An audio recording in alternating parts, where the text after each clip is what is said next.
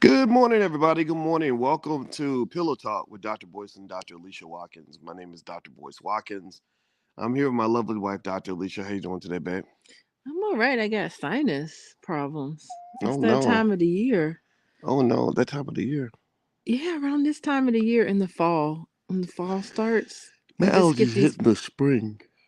Yeah, I get them in the spring and the fall, both times of the year. Oh no. Yeah, it's pretty bad right now. No. Hang in there, How baby. you doing though? I'm doing good. I'm doing good. I'm excited to do a pillow talk, and I want to ask everybody, can you do a quick audio check for us? Give us a yes if you can hear us. Also, let us know what city you're from.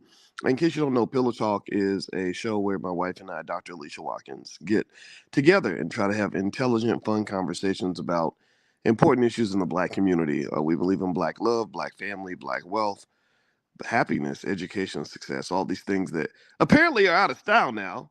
Apparently, we Mm-hmm. old fashioned. You over We here? old. What do you mean old fashioned? We over here reading books and stuff, acting white. What are you talking about? That's Well, not you white. you will never, you and I will never be as cool, apparently, as the rapper Sexyy Red. Says who? Well, it says everybody. Oh, okay. By the Well, way, because everybody says it, that makes it so. by the way, Rosalind Brown and Sherry Cooper, I see, or Harper. I'm gonna say Sherry Harper, Arlene Duncan from Atlanta. Good to see you. Marcus Atwell out of Columbus, Lois Johnson. Anyway, give me a yes if you've heard of the rapper Sexyy Red. The rapper Sexyy Red is she's interesting. She is a rapper that has somehow somebody coronated her and made her one of the biggest artists in America, which is fascinating given that Akila and Honda, rappers like that are 100 times more talented, but can't quite get a deal because they're actually telling black women not to sell their vaginas for $2 in a bag of Cheetos. There's a comedic element of Sexy Red. There Pound really pound, is. my coochie pink, my booty hole brown. Like I that. That's don't know why she just cracks me up. well, There's that's the something first really funny about that Akila first Nahanda verse. is not funny. Oh, Akila and Honda is a She's beast a but when it she's an comes to amazing she is an amazing rapper, of course. yes. But Sexy Red is funny. It's something funny about it. It's so ridiculous. It's funny. Well, anyway, It's true. In case you don't know who Sexy Red is, she's about 25 years old. She is a young artist that hit the Billboard 100 with a famous song called Pound Town. And in the song, again, the first verse is my coochie pink, You my booty hole brown. you can't Well, even repeat I that shouldn't even be talking voice. about brown. That's a horrible sentence to even start with on a Sunday morning. I'm sorry, everybody. I didn't mean to gross you out. I'm trying to give you all the facts. It is really disturbing, that song is though. Yeah, and in the Yeah. song, she says, where my hoes at? My son need a new pappy. I need a sugar daddy. My son need a new pappy. Yeah, because she's in Miami. You gotta say Miami that Miami. Miami, It's so Miami, funny. the city girls. You gotta say it like them. Or Saucy Santana, the way he says it. I think he was the one that said it first. Well, they call it city girl culture now, It but is it funny. sounds like old fashioned just hoism. I mean, we've been having hoes for the last 10,000 years. Why is it? Why are they trying to make it fancy now? Mhm. I mean, it there's a comedic element in that. I think that like we have to stop taking ourselves so seriously. I think.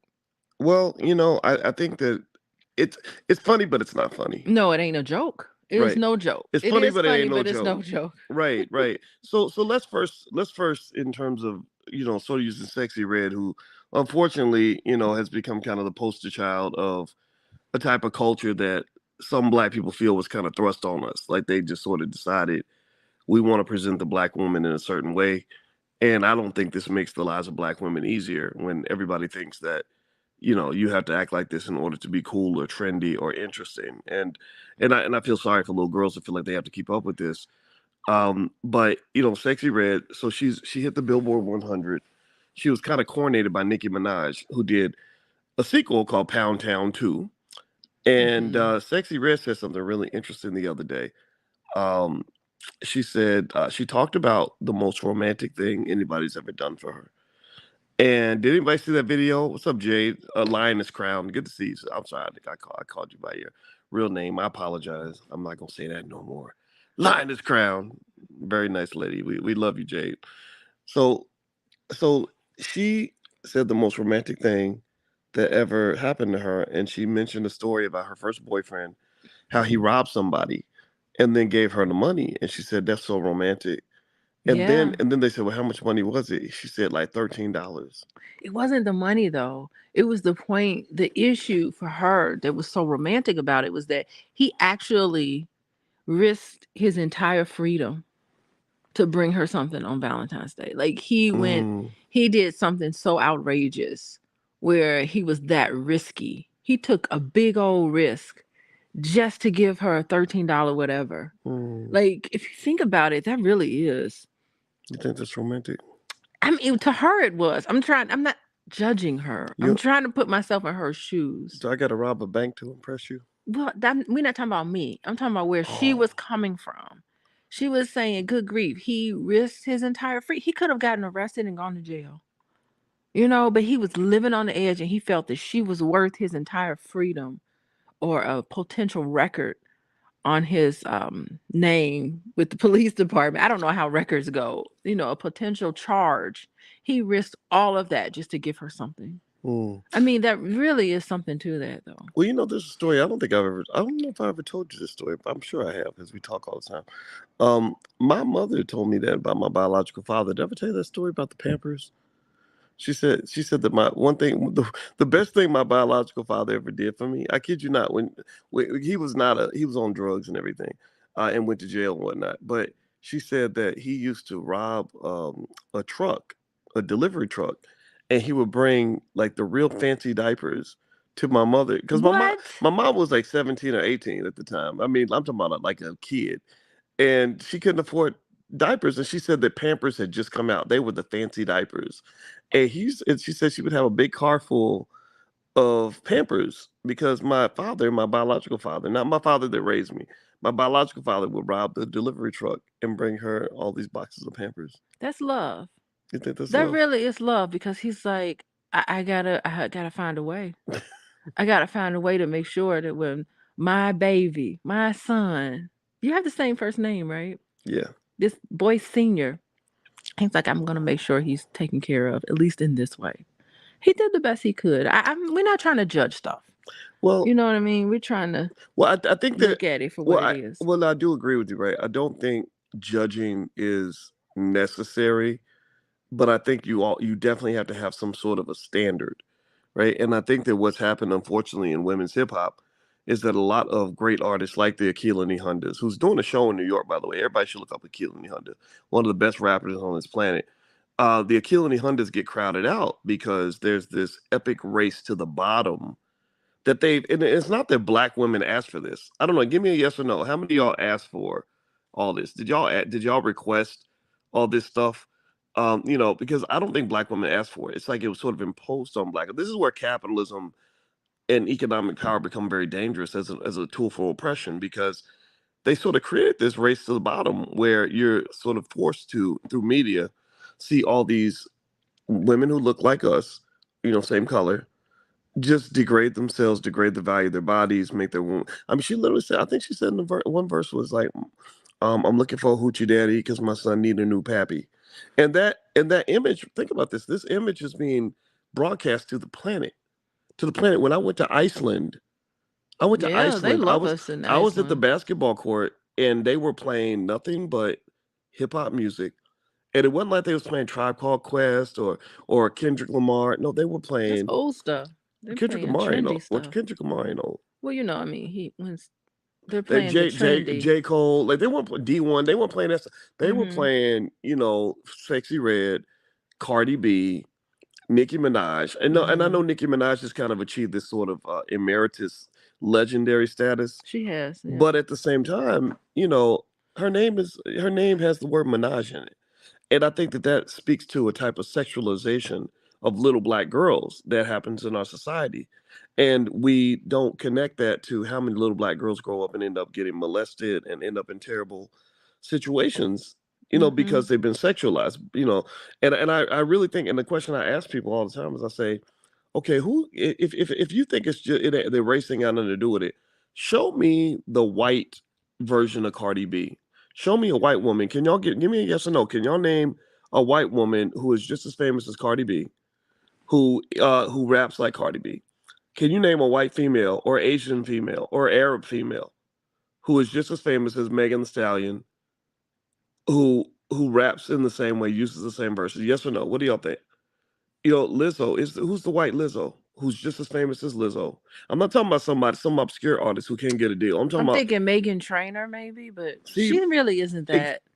She really isn't that right, raunchy. right. That's why I said just as famous. Yeah. Like, of course, there's gonna be white girls that are gonna try to imitate this because this 304 city girl culture affects everybody to some extent.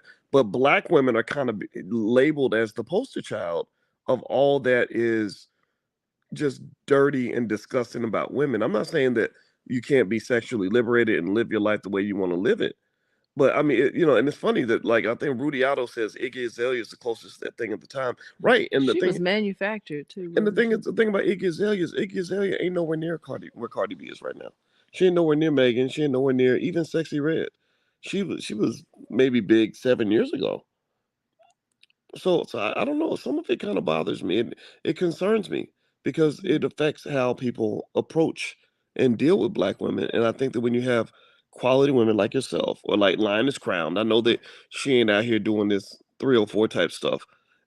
It makes it harder, I think, when people expect that from you. Yeah, and it seems like we're ushering in a new generation of young 20-year-olds that are kind of picking up the torch. So it's really something when you come out with a song, and I don't know the intricate details about how this is done, but I'm certain someone brings Nicki Minaj and Cardi B, someone is bringing them this music and saying, hey, why don't you do a remix of it? Because that'll show this new generation of rappers that are basically picking up the torch where you left off and making it, they doubling down on the raunchiness. And so here they come. So we have this whole host of 20-year-olds. I mean, she's just one of many. The Hmm. city girls and all of them who are coming up behind them, and they are just doing a fabulous job of taking over where some of the older rappers, because the rappers are getting older now, so they have to have usher in more people to take this on, and they're doing it, and it's working. Yeah, Yeah. by the way, everybody, you listen to Pillow Talk with Dr. Boyce and Dr. Alicia Watkins. My name is Dr. Boyce Watkins. Pillow Talk is a show where my wife and I get together and we talk about issues in the community, and we try to do it in an intelligent way and in a fun way. If you'd like to learn more about what Dr. Alicia does as a therapist, she's a licensed therapist and a full professor of social work. Please visit coachingwithdralicia.com. That's coachingwithdralicia.com. And we've been married for, I guess, how many years was it? 2.5 years now. And we've been friends for 30 years. We just had our 30th year anniversary as friends. And so I think that, I don't know, but I think when you're picking your spouse, pick somebody that's also a good friend. It really worked out for me. So anyway, guys, hit the thumbs up button, thumbs up, share, subscribe. Also, this podcast is on Spotify and Apple. So if you look up the Dr. Boyce Breakdown on those platforms, you'll find me there.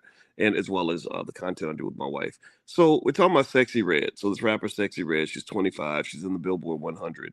And she's, in the eyes of a lot of people, she's seen as somebody that is bringing, just adding to that race to the bottom that's existed for females within hip hop, to the point where it's, whatever's ratchet, whatever's crazy, whatever involves usually sex and money. Those tend to be two big themes.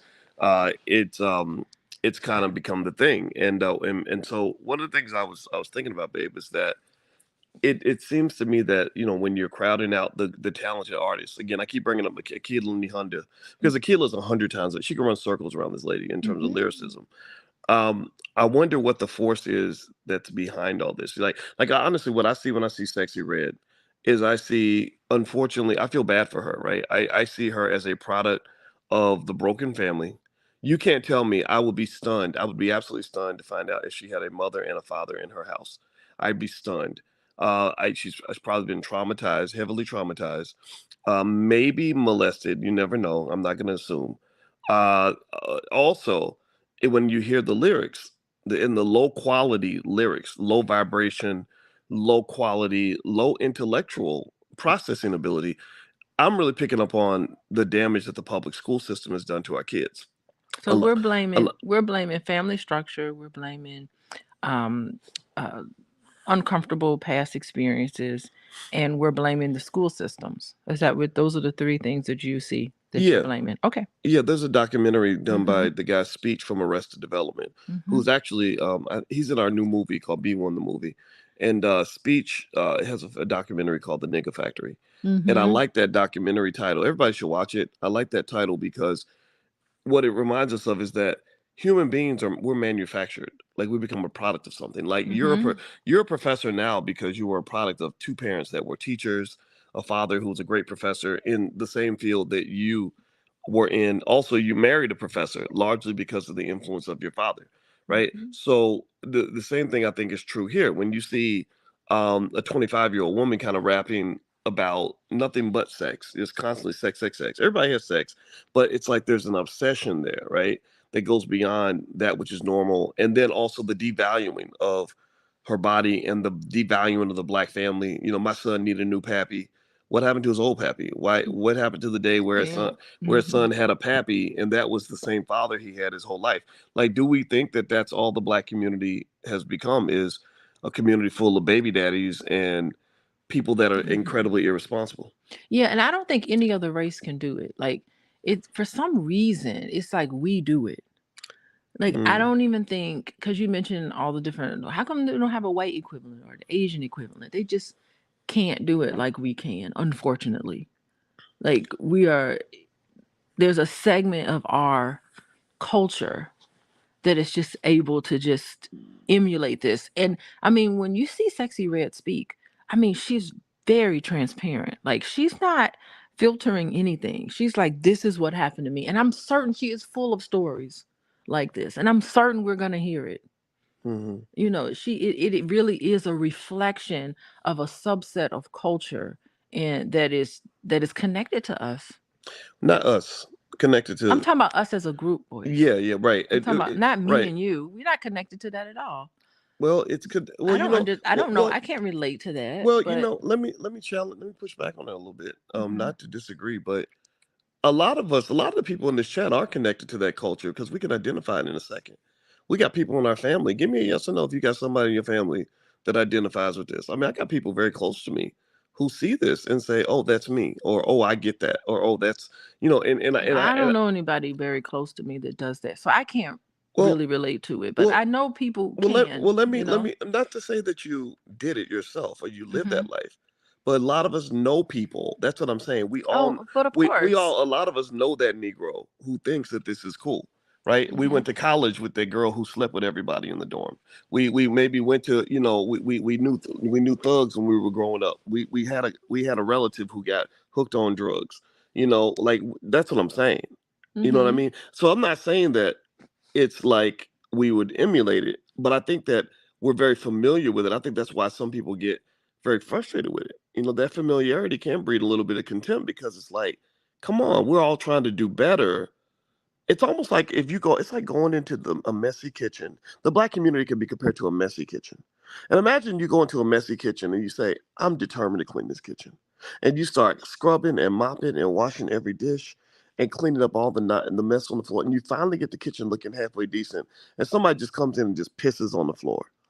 Because they say, no, a dirty kitchen is what you're supposed to have, and this kitchen ain't supposed to be clean. It pisses you off. And I think that there are people in the community who are like, I don't want my children to be traumatized. I don't want my kids to have 8 babies daddies or whatever. I don't want to be in poverty. I don't want to be messing around with drugs because I saw what it did to my parents. And then you see people that say, no, no, no, no, no, that's black culture. That's who you are. I hope everybody kind of gets what I'm saying. I think that's the part that frustrates people is because there's so many people trying to do better, but there are people who want us to do worse. They want us in the basement. Mhm. Yeah, I mean, I was just saying it's just a subculture.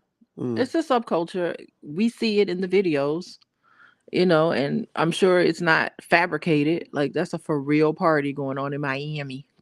It's a real party happening in Miami, and it's there. It's there, and it's there to stay because it's going to be supported.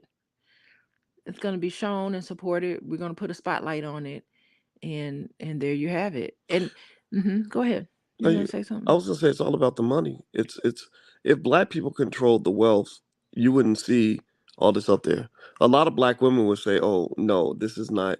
You can still put a record out, but we're not going to promote you as much as we promote a more talented artist who is not going to destroy our people at the same time." Like I see this as clan music, to be honest with you, and because I'm not looking at who's making it, I'm looking at who's paying for it. Because we Mm-hmm. know Sexyy Red was not the financier of Sexyy Red's career. She did not write the $1 million check required to promote her on Clear Channel radio stations all throughout the country. So I'm looking at the people again because I'm a finance guy. I'm looking at the money. The money drives it all. Mm-hmm. If a billionaire decided, you know what, I like Boyce Watkins. I want to make sure everybody on the planet hears the Boyce Watkins message, whether they want it or not. Then guess what? I instantly become a household name more so than any rapper out here, right? And not to say I want this, right? Because it comes with strings attached. But at the same time, that's the point, right? So I think that we have to sort of look at this and say, what is it about the way they view us that leads us to say, I saw a video about hookers and hoes and thugs and killing and drugs, and it was done by an Asian guy, but it just didn't match what I think Asian people do. They do math Mm-hmm. and karate or whatever stereotype they think they have. And I saw a Jewish lady do it, and it just didn't resonate with me. But then I saw that black girl do it, and I said, okay, this is how those people are, you Mm-hmm. know. Like remember Denzel Washington, for example. Remember how he did amazing roles like Malcolm X and Glory, and he was the same actor, but then he does Training Day, and then like that's it. That role really was realistic to me. A corrupt cop. Right. Mm-hmm. The corrupt cop, he was a straight, no, he's an N word. Mm-hmm. That was his, and he was using the term my nigga the whole movie. Mm-hmm. And that was credible to them. So I think that we have to think about how we get typecast in media. Like why they'll write $1 million check to fund the Sexyy Red, but won't write $1 million check to fund the D1s or Killing the Hondas because they don't think that's realistic. Or they don't think that they can make money off of it. They don't think it's Mm, sensational. It has to be like over the top, sensational, flashy. It has to be. I'm not saying that I true. think this way, but I'm thinking this is their thoughts about it. This is outrageous. It's like who can outdo each other in the category of just being over the top outrageous. Yeah. I mean, look at her. It's ridiculous. Well, it is kind of clownish. It fits. Uh-huh. If you listen to Dr. Claude Anderson, who wrote Black Labor, White Wealth, and Powernomics, he basically says this is a 400-year-old tradition. Yeah. He said black people, and you've talked extensively about the stereotypes of the black woman as the whore, the mammy, Hmm. things like that. You talked about Jezebel Sapphire, the Yeah, mammy. and Nikhila Nahanda, she doesn't fit those stereotypes. No, So why Akila. would I would love to see her be just as popular as Sexy Red, and but she's not falling into those stereotypes. Oh, Akila's amazing, and in fact, She's creating her own. yeah, Hmm. yeah, I was gonna tell everybody her website is akilasworld.com, AKILAHS world.com. I wish I had a picture of her to put up so y'all can see her. And Akila is kind of the opposite of this. And I respect her because she is looking at this and she's saying that that's not who we are. Like as a black woman, I don't want the lifestyle that comes with giving my body away easily. Hmm. I don't want my children to have a new pappy next week. I want Oh, but family. let me tell you, this Sexy Red and this that entire segment, they have diehard fans in the black community. Die-hard fans. Like, if you call any of this out, they're gonna call you a boomer, boys. Like, there are people that Mhm. would just ride or die for these people in this particular image being promoted. So I think I think the conundrum in the whole thing is that they're young 20-year-olds, young women, not all, but there are women in their 20s who look up to this culture and it's just like, yes, that's where it at. And I don't know, you mentioned that you had some people close to you who subscribe to this. I don't know who they are, but whoever they are, they not going to listen to you and change their mind. Like, they're going to keep listening to Pound Town or whatever that song Mhm. is. They're going to keep listening to this. And if you say anything negative or judgmental about it, they're going to be like, "Shut up, boomer. Let me do my thing." Right. It's not like it's taking over, your message is not going to take over. There are people who really adhere to this and it's true to them. So if you criticize Sexy Red, it's like you criticizing them. And it's just not her, it's the entire generation. I can't even name City Girls. It's the Krishan and Blueface. It's all of them. This whole entire like chaotic way of interacting, it's all being supported by a segment of us. I do agree with that They 100%. love those people Right, and but look up to them. I do agree, but that's no excuse for us to be quiet. Frances Cress Welsing I didn't spent say be quiet. right, I'm just right. I explaining. understand, but Frances Cress Welsing spent her whole career, R.I.P. Ashe to her. She spent her whole career talking about this stuff. Mhm. And I'm sure people said, "Oh, be quiet, old lady. You're out of Yep. touch. You don't know what you're talking about." But she kept going. And then eventually, when the consequences come knocking, when you're 30 years old and you got, three babies daddies and you can't pay the rent and you have to sell your body just to get by, and you are dealing with all the other consequences on top of that, then you realize like, hey, wait a minute, maybe the elders actually had some wisdom that went beyond that big check the white man was writing for me to destroy my future.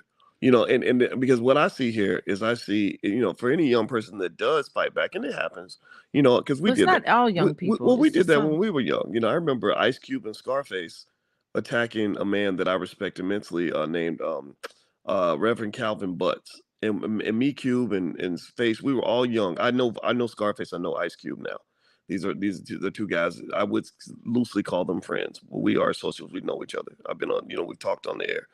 And I remember when we were 24, 25, Calvin Butts spoke up about what rap was becoming in the 1990s. He said, "This is not who we are. This is not going to lead anywhere good. This is going to lead to a lot of black families being destroyed, black men being killed, black men going to prison." And they rebelled against him. They attacked him. And I'm ashamed to say that because Ice Cube was cool and because Scarface and him had the hit song, I kind of went along with that rhetoric. In my mind, I was like, yeah, that's right. These old people, they don't know what they're talking about. But then when I got about 30, 33, I started seeing real life and how, white folks will manipulate black people into destroying ourselves when we're young. And I would argue that even Ice Cube, when I've talked to Cube, I wouldn't be associated with these guys, Cube and Scarface, if they had not evolved. All of these guys now understand a lot better. If you listen to Ice Cube's music, it evolved tremendously over time when he started realizing what happens to a community when you send in all the fathers to prison and you're telling all the mothers to give their bodies away and to do all these terrible things. So this broken family thing is real. So older people have to still speak up. We need our elders. We need to listen. Okay, so maybe Sexy Red will evolve. Let's just put that in there. Maybe she'll evolve and she'll turn around and do something. Well, I'll tell you what, I'm not so concerned about Sexy Red as a person. I don't know her. I don't know what her trajectory will be. What I'm really thinking about is all the millions of people who think this lifestyle is cool and glamorous. I think at the very least, they should be kind of educated on the long-term consequences, because I think that we have a society that's built on glitz, glamour, and instant gratification. So you see somebody who's got money, they're on TV. You're trying to get on TV. You're trying to get money. So you're looking at that and saying, okay, maybe if I show a little more booty, or maybe if I behave a little more ratchet, I can get on TV and get money too. And so, I really feel sorry for people who feel like they need to be on TV and that they need to be recognized in that way. Like, I feel really sorry for them because of the pressure that's put on them. And I really wonder, like, how much of themselves they have to compromise in order to do that. Like, I'm really kind of disappointed in some of the things that I've seen. I mean, from a lot of actors and musicians that I looked up to, and am just like watching them like really kind of degrade themselves in a way. And I just wonder mhm. if it's because they just feel this kind of pressure and they need to be seen, and if they're just like if they're succumbing, to the need to just go to an award show with absolutely nothing on. Like, you leave nothing to the imagination. It's one thing to show cleavage or whatever, but like, we see all everything. It's just like eventually they're gonna have an award show where everybody's just gonna be naked. They're just gonna be Right. naked, just showing all their stuff. Like, Like, that's what we're like devolving into. And so people who feel like they have to like participate in that, it's a sad day. I mean, you're talking about grown women with kids, like grown ass women. Now I feel like they have to do this. yeah, yeah. So Well, it's well, I like they're saw not. I saw the lady that Umar Johnson was hanging out with, Slicky Hanna. Slicky Hanna came to the VMAs and she was like, Of course, she was dressed, like Sukihana dresses, and then she was crawling on the floor and with her tongue out. Was that her? Yeah, she was That on was her name. Yeah, Yeah, she's that on the was floor with her tongue, ridiculous. which is crazy. But anyway, by the way, everybody, you're watching Pillow Talk with Dr. Boyce and Dr. Alicia Watkins. My name is Dr. Boyce Watkins. This is my wife, Dr. Alicia Watkins, and on Pillow Talk, we like to try to have intelligent conversations about important issues in the Black community. If you could do us a favor, please hit that thumbs up button, share, subscribe, hit the notification bell so you'll be notified when we go live. Also, I want to remind everybody that in a month we're having the All Black National Convention. The All Black National Convention is the leading gathering on the planet of all the B1 people throughout the planet, all the people that put the Black community first. If you are into Black love, prosperity, peace, productivity, happiness, solving problems, it's the place for you. It's a lot of fun, and we do it every year. And hundreds of people come out, but we only want a few hundred because we don't want everybody there. We don't want a massive, blown out convention. We want quality over quantity. But lots of people do come to the convention every year. And so it's going to be in Atlanta, October 20th through the 22nd.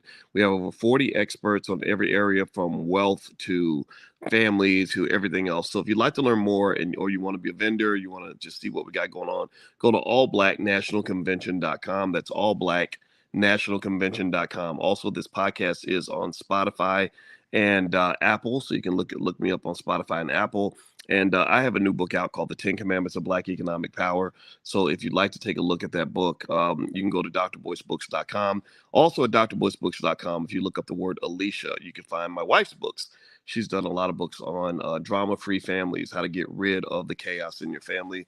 As you know, she's a licensed therapist. There are conflict resolution techniques you can use that will help you to just get along with people, instead of all this craziness and fighting that we do. So feel free to go take a look. Go to drboycebooks.com if you're interested. All right, so let's conclude on Sexyy Red. All right, so first thing I want to say is that I don't speak because I hate this young lady, right? I know people like to get into this whole like, oh, you be hating kind of culture. I don't hate her. She's 25. I feel bad for her, and I want to see young people in a good position. I also want to see their kids in a good position. Nothing that I see in that culture of cheap sex. My son need a new pappy, whatever. I'll do whatever for the money. I don't see any of that ending well. And also, I see a young person like that as a product. Again, it's a product of broken families, jacked up school systems that they don't teach critical thinking skill or any other skill where a young lady can make money without feeling like she has to resort to the absolute worst. So one thing I'll say in my conclusion, I'll let you kind of get the last word, babe, is that this all comes down to money. This all comes down to racism and capitalism.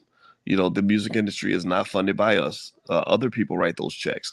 Other people decide which artist is going to be the hottest and which one's not. And then what they do is I think they deliberately sabotage Black culture by funding the things that are most harmful to our community. I don't think they would do that to Jewish people. The Jewish community would stand up. They wouldn't do that to Arabs. The Arab community would stand up. They wouldn't do that to Asians. The Asian community would say, "What is this nonsense?" So I personally think that as Black people, we have to realize that having a standard doesn't make you a snob. Having a standard doesn't mean you're uppity. Having a standard doesn't mean you're looking down on people. Having a standard just means that you want your children to be safe. It means you want your community to be solid. It means you want to have a future.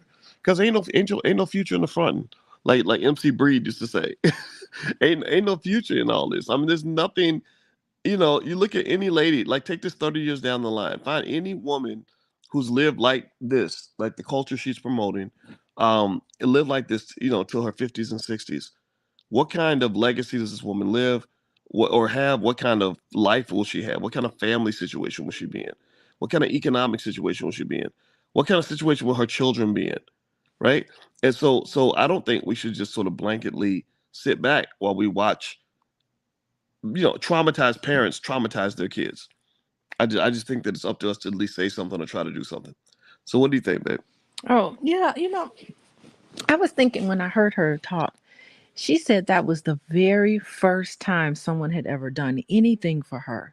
You talking about? Oh, you talking about the story earlier when Yeah, she isn't said that that? what we're supposed to be talking about today? Yeah, yeah. Okay. Well, it is. It is. But some people came in late, so I want to repeat the story. So you talking about the What? story? Don't come in late. Come you- in the you- whole So, time. so basically, you're talking about when Sexyy Red said the most romantic thing any man ever did for her was he robbed somebody and gave her the $13 that he got. Okay, go ahead.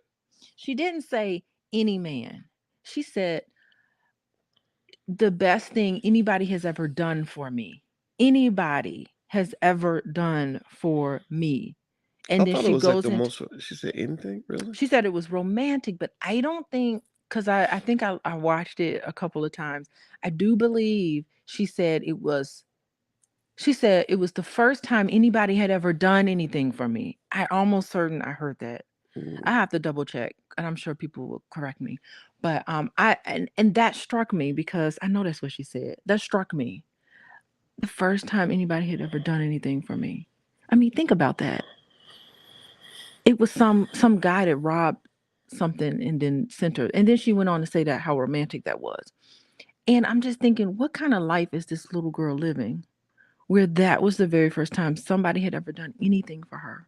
You can't name a relative, you can't name a mother, a father, a brother, a sister, a uncle, I want an to go look at the aunt. video though, because I thought she said it was the most romantic thing. Anyway, I remember the word romantic being I there. remember her saying the first time anybody had ever done anything for me.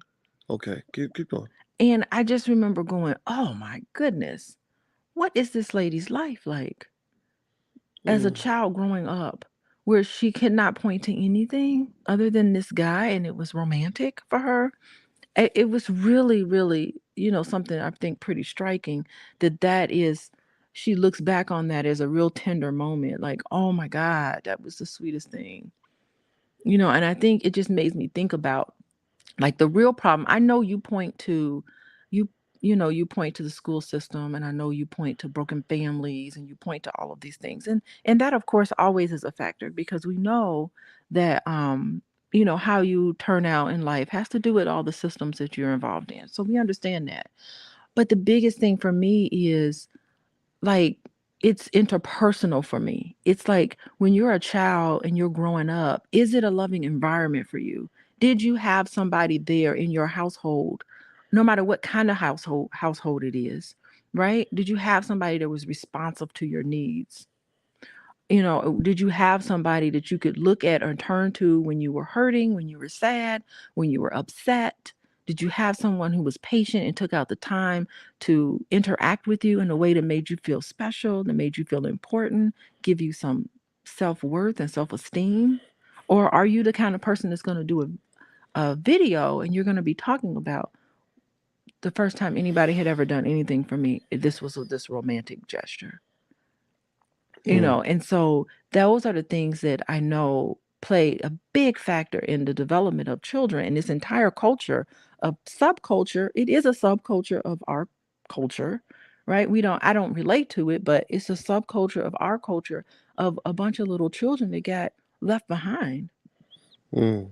True. and got made to feel that this is what you have to do in order for people to look at you and think that you're worthy. I have to do this video with nothing on, basically, nothing, leaving nothing to the imagination. I have to go to Miami and do all these things, and that's going to make me feel good. You don't feel good already.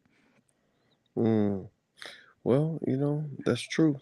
Well, it's I mean, I think black fathers matter a lot, and I think that Everybody matters. I Black fathers matter right. just as I much know, as I know, black I know, I know mothers. everybody, but don't do a White Lives Matter type thing. But it All, sounds like all White Lives black Matter. lives matter. No, no, no, no, no. What I mean is that I think black fathers matter more than we give us credit for because Yeah. I don't know a single girl who has a strong father who really cares for her, who is impressed by some dude robbing somebody and giving her $13. I don't want. I know our girls are spoiled. Our girls are around that age. Sexyy Red talks about when she got that experience, had the experience, and they wouldn't be impressed with any of that. They would actually say, "Why did you rob that guy? And why? Who cares about your $13?" And that's the goal, right? The goal is because you think about that, right? The A lot of the women that engage in the city girl culture are devoid of love. They've never really had a man actually care about them who wasn't trying to get something out of them. And that to me is the ultimate crime. I believe every black girl deserves a man in her life who will fight for her, die for her, provide for her, give her, have her back, who isn't trying to sleep with her. And because if you don't have that, then you have this bottomless pit, this bottomless emotional pit that they try to fill with meaningless sex. And because it's a bottomless pit, it's never full. So the pit is always empty until she gets old. So, dads, if you have girls, like, show up for them in every way that you can. Same thing. And mothers, if you have kids, pick a good daddy. Don't be sleeping with some of these guys. Some of these guys ain't worth $2. Well, if it was that simple, then it's you point to it like there's not a dynamic there. Just pick a great person to have a baby with. I mean, yeah, duh. That's what people were trying to do in the moment. I mean, I think But you it's just can't do way that. more Well, you complex can't than do that. that in the moment. That's the problem right there. Seriously, you can't do that in the moment. It's like picking a career in 5 minutes. No, you're supposed to take time and think about it, and people don't do that anymore. People are into instant gratification culture. Okay.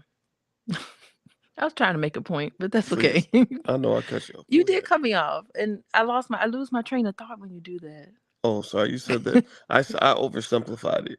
I think it's more complex than that. It's not just the end result of picking somebody. I mean, it's in it's in the interactions with that person and what is that person telling you. Like men would tell a woman anything, and they Hmm. fall for it.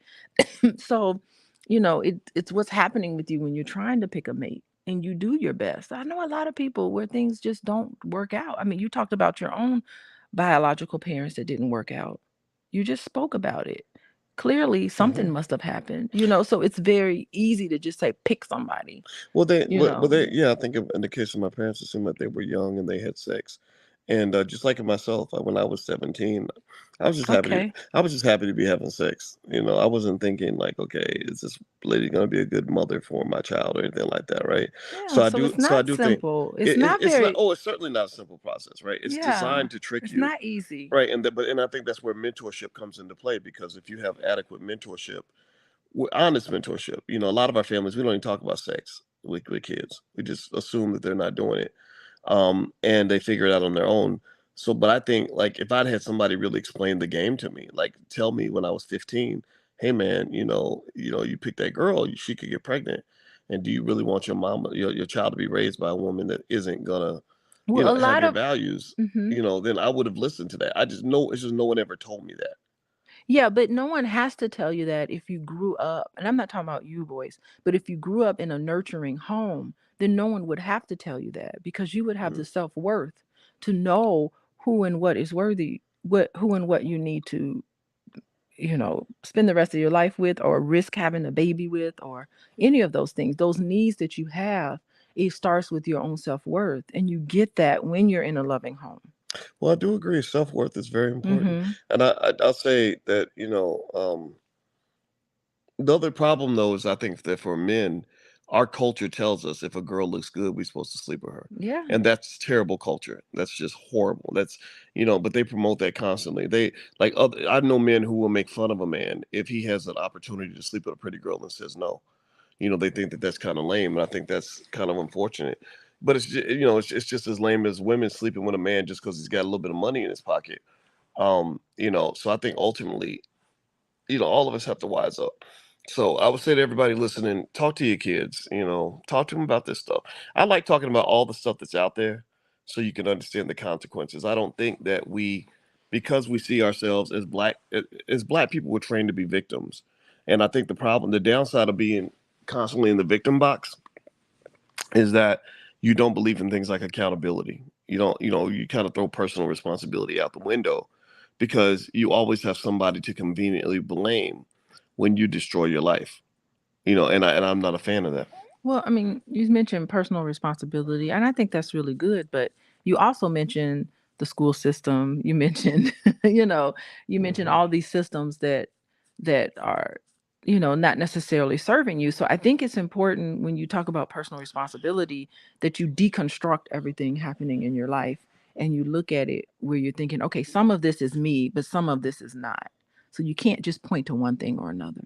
I That's think that's true. what I was saying. Well, Yeah. good point. Good point. Okay, everybody. Yeah. Well, we're about to hang on. We're about to get on out of here. It was great talking to you all today. Thank you for listening to Pillow Talk with Dr. Boyce and Dr. Alicia Watkins. My name is Dr. Boyce Watkins, and this is my wife, Dr. Alicia Watkins. Dr. Alicia is a licensed therapist and a full professor of social work. If you would like to learn more about what Dr. Alicia does, she sees clients on an individual and family basis, things like that. You can go visit coachingwithdralicia.com. That's coachingwithdralicia.com. Also, Dr. Alicia is going to do a show on Fly Nubian Queen, the Fly Nubian Queen Network. Oh, we're gonna do it tonight. I do want to talk about Blueface and Krishan. There's so much there. Yeah, I think so too. I think so Yeah. also. So yeah, so if you want I'm to, excited about her that. show will be called Coaching with Dr. Alicia because she wants to be able to talk to y'all without my interruption. I'm kidding. She doesn't. It's not She doesn't say that. I just impose it. I just You're said that. always invited, boys. Well, you know what? I really think that you and your groups of therapists and other women should be talking without men being present. Like, I really think sometimes men need to be quiet and let women talk.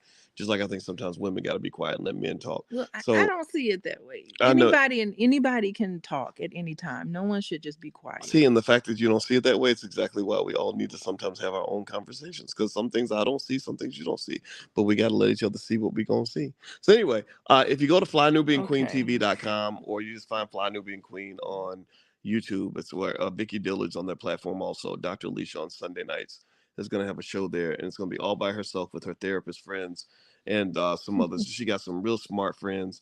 You think she's bad? You got to see her friends. Her friends are bad too. Okay. Not bad meaning bad, but bad meaning Bad meaning good. good, not bad meaning bad. There we go. So feel free to go check her out at flynubianqueentv.com. And also, my new book is called The 10 Commandments of Black Economic Power. And my name is Dr. Boyce Watkins. And if you'd like to learn more or you'd like to get my books or Dr. Alicia's books, just go to drboycebooks.com. So take care, everybody. Please hit the thumbs up button, thumbs up, share, subscribe. We are out of here. God bless you. Have a wonderful day. We'll see you soon. Peace.